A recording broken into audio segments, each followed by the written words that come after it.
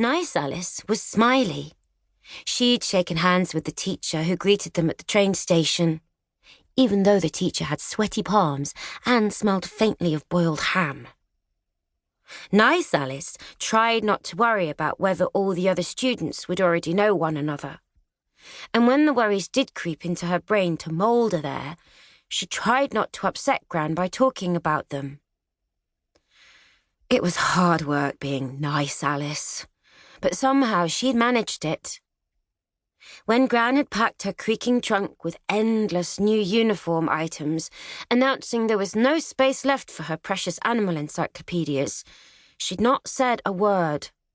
She'd kept her Nice Alice act going on the train down to school, even when the carriage got super busy and she was squashed against a window that was home to 3 dead flies. And those were just the ones she could see. But now, there was the matter of the seaweed. Congealed, limp, coiled round her foot. "Come on," Gran said. "You promised you'd give today a go. Please, for me." Time slowed down. Alice felt the familiar tickle at the back of her throat. Her fingers began to twitch. She tried so hard to hold it all together, but the octopus, who'd been squirming in her belly all day, had finally had enough and was rearing up, fierce and angry, waving its tentacles. "Ugh!" she exploded. "I hate this beach, I hate this school, and I hate you!" Gran's mouth formed a tight, round O of shock. "Alice!" she gulped. Suddenly, Gran was no longer the only one looking at Alice. All along the bay, her new classmates had stopped what they were doing to stare.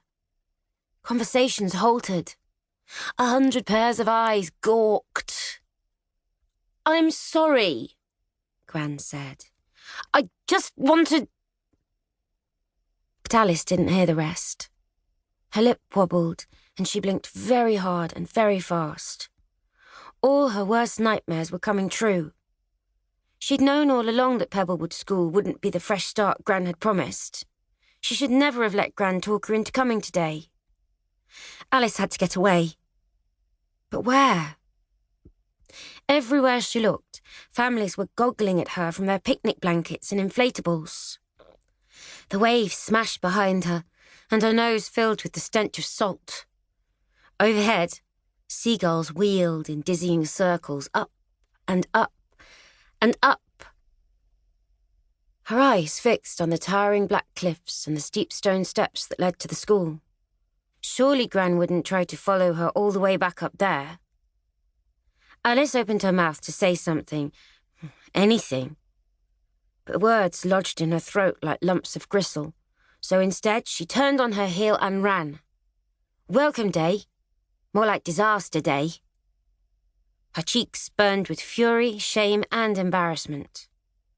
She'd been so determined to give this new school a try, but it had all been for nothing. Everyone would think she was stupid. No one would be her friend. Even the teachers would think she was weird. Sometimes being autistic really sucked. Alice ran back past the welcome desk and pounded up the winding stone steps. About halfway, there was a flat shelf of black rock. It was shady here, and no one could see her cry. She flicked her fingers as quickly as she could against her thumbs. Sometimes, if she did it super fast, it made her feel better. But today wasn't one of those days. She just felt miserable.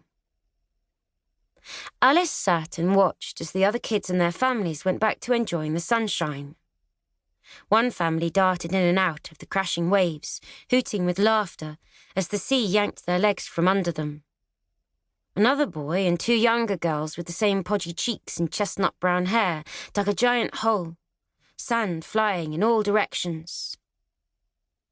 From her hiding place, Alice kept an eye out in case Gran or any of the teachers tried.